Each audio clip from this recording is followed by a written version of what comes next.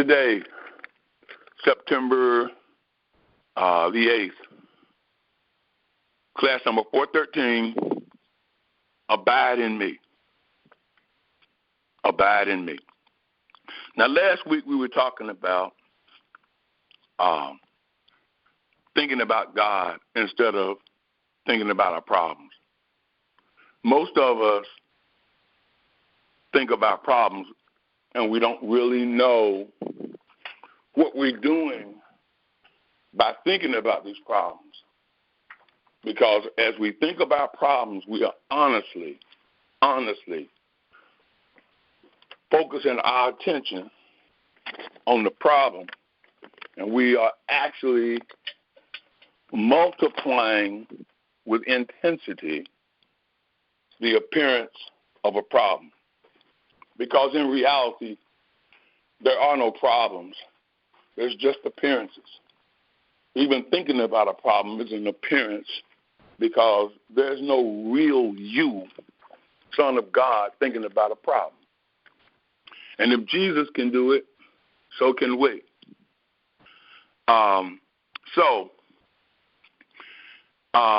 In other words, we have to come to a point that we understand that what we're doing, if we're thinking about a problem,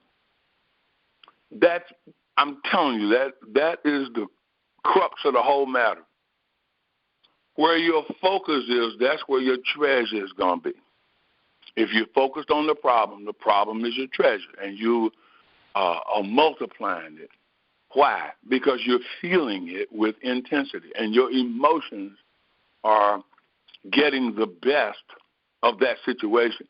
They're not getting the best of you because they can't get the best of you because you are actually doing the emoting. You're doing the feeling. So they're not doing the best if they can't. You know, it's like Jehoshaphat and Hezekiah, and then when the army came at them, and it's like that song I sang last week. Set yourself, stand still, see the salvation of the Lord. That's the dominion. Stand still, be still. In the Lamb's Bible, it says, repent and know that I am God, in the 46th Psalm.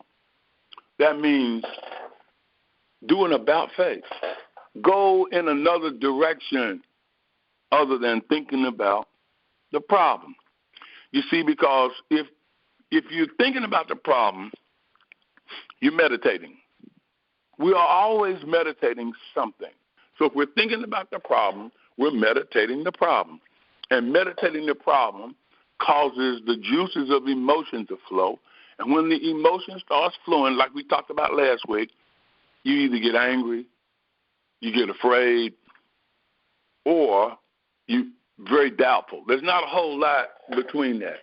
You either fear or you get mad and angry, or you are doubtful. But at any rate, either of those three is going to cause you to say something. You're going to start talking just like how you feel.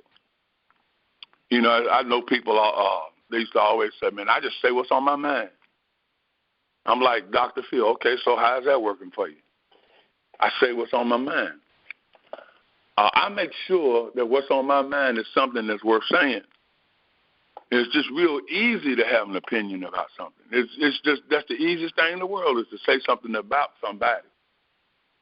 And then you're the one that you're bringing it back on yourself. I've had enough of that. I've had enough of that life. That's just nothing but death. You see, when we meditate, there has to be a reason. In his law does he meditate day and night. That's the man over there in Psalms 1. He meditates day and night. And he can best know that he's walking on the water. He's got dominion working in his life because his mind is stayed on thee.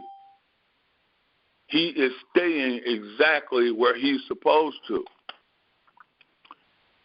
See, we need to understand why we meditate. It means that we're going beyond seeking things and results. Let me say that again. We meditate because we're going beyond seeking things and results. Because what our focus is we want to know God. God says, all shall know me. God is omniscient, all-knowing. God knows that we're all going to know him. It's just a matter of when. But when we start thinking in terms of all there is now, then we know that we're going to know God every time we meditate, because we're only meditating to know God. We're not trying to get God to give us a car, to give us a house, to pay our bills. You know, it's like we are coming into a consciousness that causes us to feel, understand, and believe that we don't have any bills other than the normal ones. You know, your utilities and what have you. Beloved, 3 John and 2, above all things, I wish that you would prosper and be in health even as your souls prosper. Now think about that. That was John. John from the Isle of Patmos. John that was the beloved disciple. John that was right there with Jesus all that time. And John said, let me put my faith in action. And whoever reads this, I'm saying, I wish my will be done in earth as it is in heaven.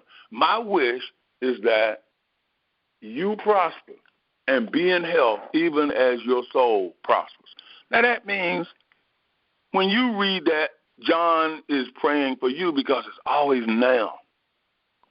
When you read that, John has already enacted his faith.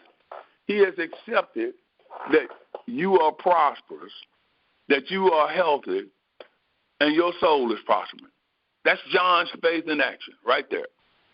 And when you accept it and you believe it, then you start seeing the works of prosperity and health, the channels that it starts coming through.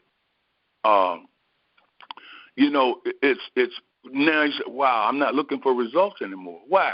Because the results follow the action taken based on belief, knowing, and understanding. So if we know God, then we know that truth is being revealed, and we're living the spiritual life, the life that Jesus Christ promised. I am come that you would have life and that you would have it more abundantly. There is Jesus' faith in action. He's saying, I don't care how hard it looks, how troublesome it's starting to feel.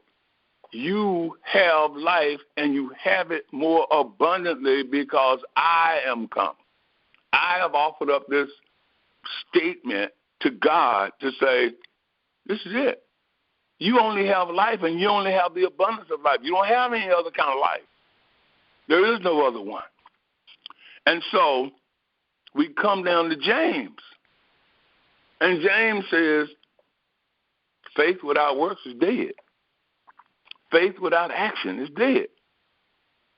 So what would be the works or the actions of this faith? Thinking. You see, you accept something and then you start thinking about it. And then as you keep on thinking about it, you start feeling it. Now you're prosperous by experience.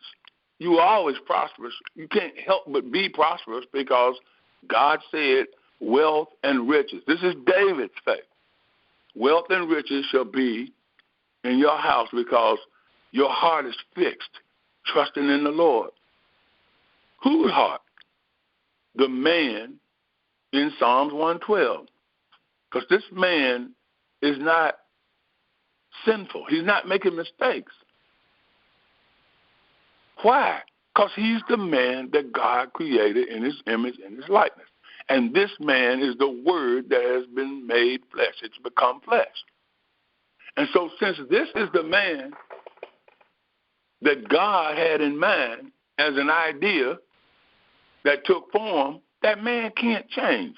He's just like Jesus Christ, the same, yesterday, today, and forever. So now what are you doing? You're thinking about what God made. You're thinking about the form that you are. You're thinking about the attitude of mind. You're thinking about being healthy and wealthy because you're walking on the faith of John. You're taking those acts of faith. James said you needed to do faith without works is dead. You're looking back. You're looking at what Paul said. These guys, they went ahead of you. It's like that's this beautiful one. I think it's Ruth, where she says, "Wherever you go, I'm gonna be with you, and your God is gonna be my God. Your people are gonna be my people. Wherever you go, I'm going with you." Doesn't that sound like abide in me? That doesn't sound like I'm gonna go with you because I know you're gonna take care of me when I get in trouble, when I'm having all these problems, when all these issues are about me. No, I'm going with you because I recognize that you are the same I am that I am, and I'm gonna be with you, and we're gonna worship and praise God together. Period. So we're thinking about God. We're thinking truth, which is the Word. This is the act of faith. This is firmness of mind. My attitude is this is how it is. God said this is how it is. So if I'm thinking about this is how it is, I'm acting like this is how it is, I'm feeling this is how it is, I'm trusting in the Lord. And so this is this assurance of things that I hope for. What do I hope for? I hope to live the spiritual life to perfection. I hope to experience God all day in my life, all the time. I hope to see people who, no matter what they're struggling with, I hope to see the healing take place. Where? In me. I'm not healing this person's broken body. I'm not healing a person's broken mind. I'm healing how I'm looking at it. And if I look at it with truth in the way that it is, then the person cannot help but begin to realize that that truth is marching on. That truth is what's walking on the water. Remember Jesus said, I am the truth? That's what walked on the water, not a human being. The truth walked on the water. And faith is the revelation. I think about that all the time. It says God will reveal things to us by his Spirit over in 1 Corinthians chapter 2. It says faith is the assurance of that which we expect, and it is the revelation of that which we can't see. That took faith to another level for me, a revelation of what I can't see. I see the inner working of the Word. Now, I want to go back after all of that introduction, and I want to go back to some things that I shared with you guys last week. And I shared that some tangible effects, some results. I shared with you that, certain things that happened. I got these bills to pay, and money looked tight and short and what have you. And I started to share with you that some royalties came in, and enough royalties came in to pay bills. And, I just made sure that I understood that the royalties that came in were the added things. They were not the principal. I thought about God. I thought about what God is, God's life, God is truth, and whatever is necessary in my lifestyle especially paying bills, that found its way here. That was just one channel that some royalties, that monies came into the house. Now, we can't get stuck on what happened.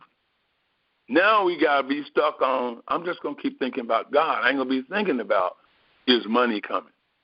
Will enough come to pay this? Will enough come to pay that? I can't think about that. I can only think, I am abiding in the vine. I am abiding in God. Now, we are looking at, thinking about the word, thinking about feeling that peace.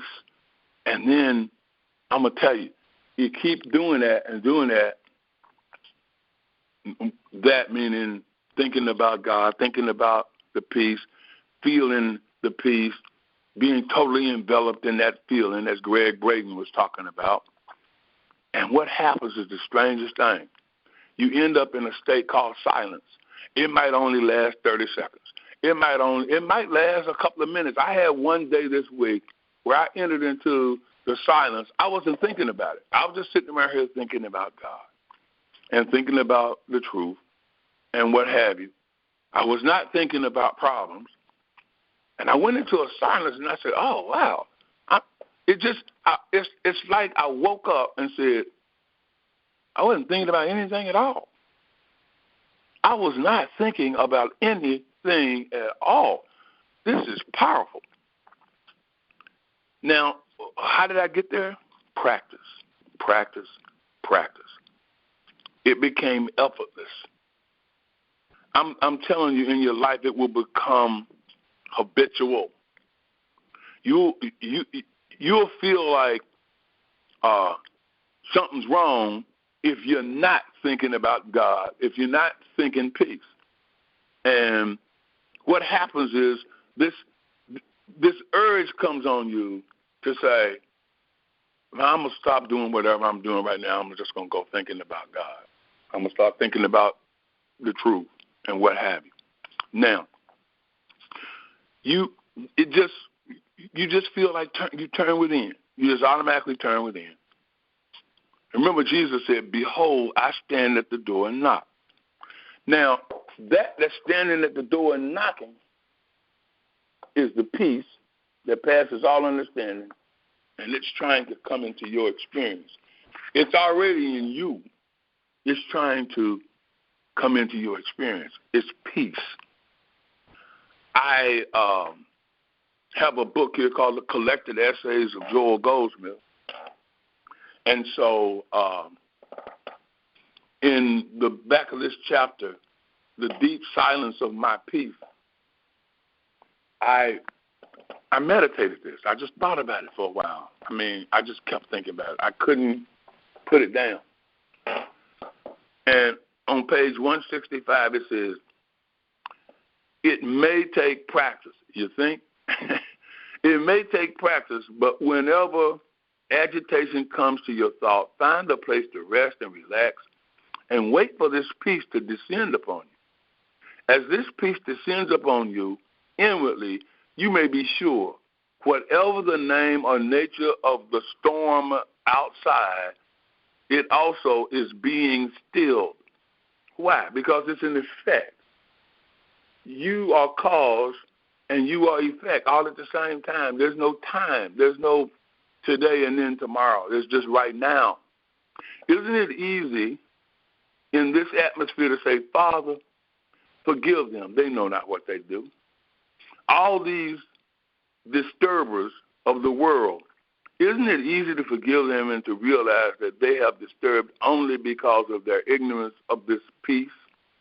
Just as we were ignorant of it before we started this communion, nothing that defileth or maketh a lie can enter the deep silence. By this, you can see that we are not disturbed by our own fears or doubts or problems. When we come into a sense of agitation, it is usually because we are disturbed by the world's fears and doubts and problems. We are merely receiving stations for the world's troubles. If they were our troubles, they would still be troubling us. They never were our troubles, even when they reflected themselves in our affairs. Well, what made us think that they were our troubles? We personalized it. He's saying don't personalize. It's not your problem. None of that. Remember, you're prospering and you're being in health even as your soul is prospering. Those of you who feel this, who are touched by the divine presence, will want to maintain it always, that it abide in me is. There is a way. It is the way of frequent silence and frequent meditation, frequent opening of thought to the Christ, to the realization of the divine presence.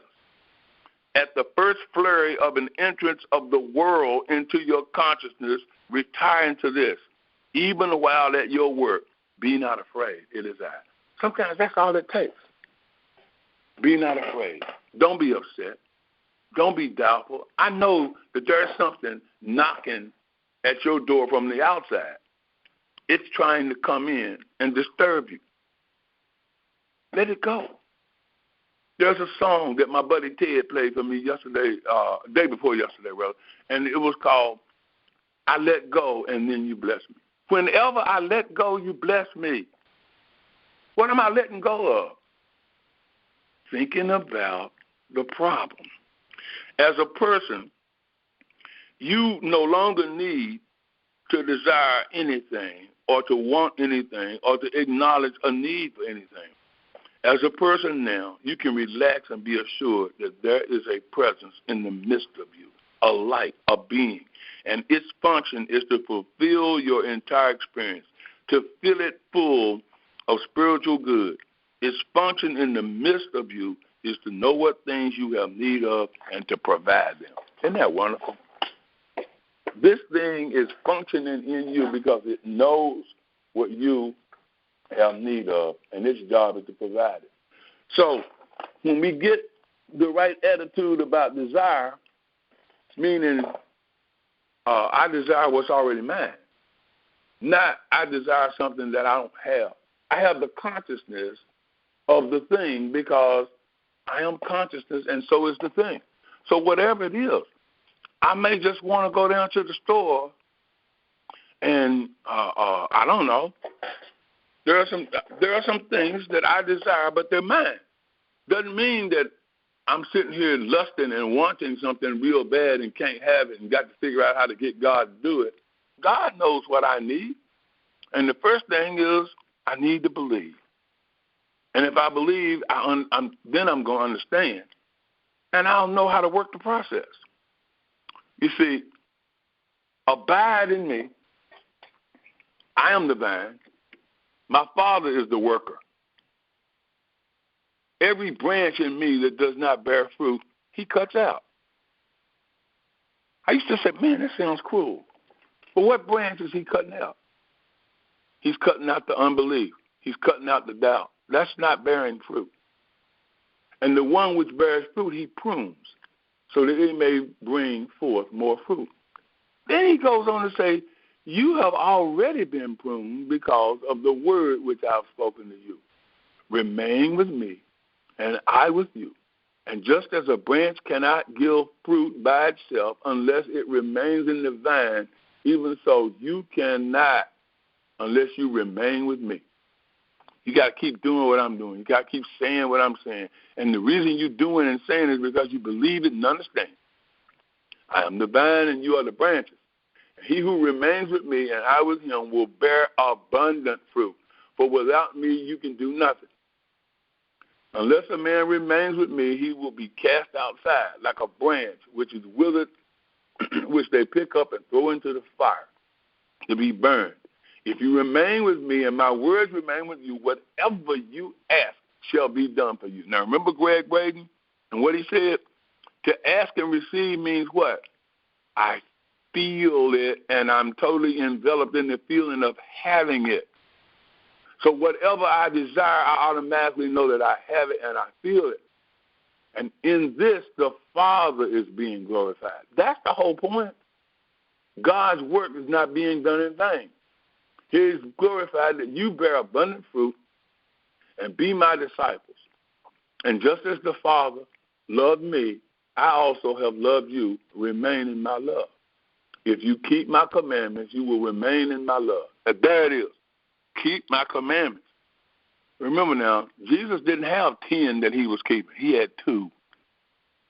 He had love the Lord your God with all your heart, your mind, your soul, and love your neighbor as yourself. He knew that if you did the act of love for yourself and love for your neighbor, all of the other 8 commandments, they're all wrapped up into that. So you will remain in my love, and even as I have kept my Father's commandments and I remain in his love.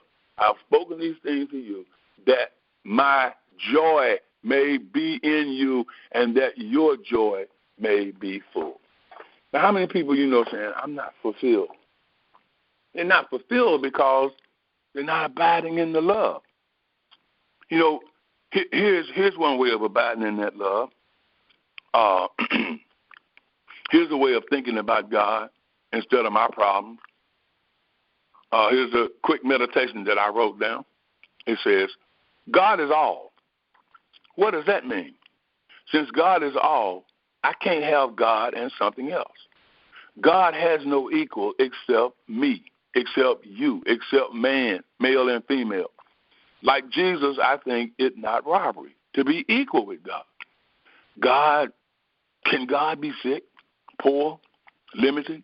Can God lack? God can't lie. God can't change. God is the same always. And when it appears I am changing, I have to immediately know and claim truth. What am I paying attention to? My attention expands my experience. I am to multiply fruit. Jesus said that I am to bear much fruit. What fruit? Love, joy, peace, faith, patience, meekness, kindness, temperance. That's self-control. The fruit of the Spirit, that's what I'm supposed to be. And kindness and goodness. I left those out. The fruit of the Spirit. See, not appearances of error, not appearances, period. I know when I am not abiding in the me that I am. I know when I'm not abiding in the consciousness that I am. I can feel it. Now, what is it that pulls me outside of that consciousness and I can't seem to get myself back? And I have to struggle. I used to have to struggle real hard to get back into that consciousness, have the peace descend and what have. It used to be really hard, but I kept practicing. And you know what it is? It's when I start calling something good or evil. When I start having 2 powers instead of just the power of God, which is just good. You see, what is good and evil? What are these opposites? Nothing. It gets easier when I'm not thinking in terms of good and evil. It's easier to think about God and what God is and think about truth if you're not thinking in terms of good and evil. I don't care what it is that's happening in front of you. If you don't call it good or evil, peace is going to come in right then. That is the quickest meditation I ever had in my whole life. I'm not going to call this good, and I'm not going to call it evil. And the peace comes right in. Again, just saying that right then, write down, as I say, it usually starts right there for me, right at about the navel, which is that the chakra that's right there under your solar plexus and right at that sacral chakra. You feel like you're burning, like you're on fire. It just opens up because you just said who you are. I am not somebody who believes in good and evil. I'm somebody who believes in God. Remember that dude said, good master, what must I do? Jesus said, there ain't but one good, and that's God. Ain't nothing else good. And if God is all, is God evil? So when I call something evil or when I call something bad, is God bad? When I see something that appears to be bad in my life, is God bad? If God is all, God can't be bad. God can't be evil. God can only be the truth. And so I end up feeling that. And it just gets easier and easier to think about God being the truth when I go, well, if there's no good and evil and God is all and God is good, then it's easy for me to think about what God is. Now, you notice I didn't sit there and say, God is fixing my problem. I'm not claiming a problem. I didn't sit there and say, God is buying me a new car. God is getting my car fixed. God is doing this or God is doing. I didn't say any of that. All I said was God is good, and there's no good and evil. So therefore, I'm thinking the truth about God. It's like David. I think it was David, the psalmist, that said, I'm thinking thy thoughts after thee. That's what I'm doing. See, the spiritual process, the Christ mind is, and if you remember this and you do this, I've done it this week and seen things change. Meaning appearances change, but I just remain the same. I start out like this. I know that I have the Christ mind, and I know that the Christ mind is a mirror. And what I take into the Christ mind, it reflects an image. So if I wanted, man, I got a taste for, okay, here's desire. Here's desire working at its finest. I have a taste for an apple. So I start thinking I sure would like to have an apple. Well, that apple is an image that gets cast in the mirror called the Christ mind. Now, it can be a green apple, a yellow apple, or a red one. That's my choice. And if I don't care, and if I don't go out to the store to buy one, somebody is going to show up and say, man, I got a couple of apples. It just happens all the time. I think about somebody, I cast it up in my mind, and I just go, I wonder what such and such a person is. I did it with my cousin the other day. I wonder what Curl is doing. He came on my mind because I was going through my phone looking for somebody's phone number, and I had to go past the C's. And when I saw his name, I said, oh, well, I haven't talked to him in a little while. I knew right then he's going to get in touch with me. I ain't even got to call him because my mind wasn't on calling him. Do you know that within the hours he called me and said, hey, cuz, I haven't talked to you for a little while. And I thought I'd call and see how you doing. That's what I'm talking about. The thing that you cast up into that Christ mind, I said, wow, it seems like it ought to be royalties time. And I cast that idea up in my mind because that's all you cast. The idea. There's no such thing as a thing. You know it's not because things dry up and disappear. Ashes to ashes, dust to dust. You know. So you cast that image up in your mind, and they get in touch with you. I'm sitting there thinking, well, the first day I was saying, man, if some royalties came in, I'd be able to, I could pay this. And it was like, you hit it in the wrong direction. You're not abiding in me. Oh, okay. That's right. I feel like I'm out of sorts. Well, it just seems like it ought to be royalties time, and they owe me, and so they should pay. And I've got an image in my mind of royalties. That's how Neville could so easily see himself doing things that he wanted to do, because when he thought about what he wanted to do, it cast an image of it in his mind, which is the mirror, the Christ. And let me tell you something. If you take an object and you put it in a mirror, doesn't an image show up? Lillian DeWaters is very clear with it. The mirror is nothing. Everything came out of nothing. Just think about it. God said, in the beginning, he created the heavens and the earth. The earth was without form and void, and darkness was on the face of the deep. God said, let there be light. Well, that's the first thing he cast in his mind, the idea of light. Bing. From what? From nothing. In you is this great nothing. It's just nothing. A coagulate of a bunch of thoughts, words. No, I'm sorry. Let's go back. the alphabet. That's all that's in your head. All these letters, and you formulate the letters into some kind of a form. In other words, I think I would like to go to, well, I just use letters, but those letters are from A to Z. There are no letters outside of A and Z.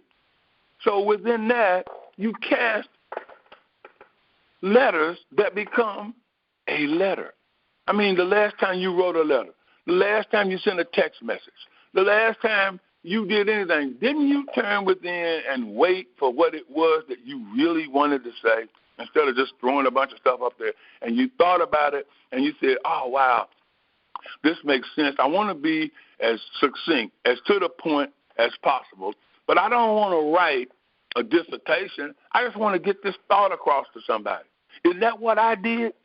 Isn't that what I'm doing right now? I'm bringing you letters that have been cast in my mind, some kind of a form, and I know that when it's time, I'm going to make some notes. Like I told a friend yesterday, I'm going to make these notes so that I don't sit around here all over the place trying to stay on track, as what the old preachers used to call a long time ago, instead of chasing rabbits. You see, the whole idea is it's all formatted. It's already complete. All of the words in the world are in that alphabet, and the alphabet is different all over the world, but they're still doing the same thing. They have a certain amount of letters that they're using, and all of their stuff comes in the form of sentences. And you can string sentences together and you get a paragraph. Somebody gives you a job to do. Here's a good example. This is perfect. I forgot about this. Yesterday I said my buddy was leaving and he's getting ready to go to meet a friend. And I was getting ready to go. I said, well, you know what? I think I'm going to go jogging. It was about 6 o'clock. As soon as I walked outside, it started raining. I went, oh, wait a minute. I got in the truck. It was a misty kind of a rain. It was tuning up. It was getting ready to do its thing. And so then I said, wait a minute. I was going down the hill, and the rain started hitting the windshield a little harder. I said, well, let me get on over in the left lane and make a U-turn and go on back home, because I'm not going to go down here by the pond running and get wet. I'm not getting wet out here today and feeling that yucky feeling. And when I got ready to make the U-turn, I took another thought, another idea. And I said, you know what, I'm going on down here because I've seen this happen before when I went jogging, and I said, you know what, it's going to wait until I'm finished, and then it'll rain. And so then I made my little turn and started going up 301 to go down into Upper Marlboro. And the cars in front of me, and the rain, throwing the rain back up on the windshield. When I got up to Old Crane Highway to make my left, I noticed that the rain wasn't hitting it as hard. I went on down in the Upper Marlboro, and the further I went, the more I was like, wow, I'm cutting off I don't need the windshield wipers anymore. Then I drive on down in the Upper Marlboro, and of course, Satan came to, you better hurry up, man, or it's going to catch up. I was like, hurry up. It's going to wait until I'm finished. I went and parked. Before I started to go jog, I said, oh, I know. I saw myself run up the hill. I sat there, this is quiet. Saw myself run up the hill by the bank, make a left, run all the way down the street. People were waving, hey, how you doing? Keep up the good work. I'm going on down. I run on past. I get to the Catholic church, and I make the left turn. And then I come on down the hill from the Catholic church, turn, make a right, go in, run around the bridge. Bridge just is wet, water all over this thing. I'm like, man, I go on around the bridge. It's called the boardwalk. I get to the end of that boardwalk, and I run up the. They got a little concrete part, asphalt, and then I get to another boardwalk, and I'm thinking, I'm at the end of the run. It was like, yeah, Neville said, begin at the end. Begin at the finish line. The last shall be first.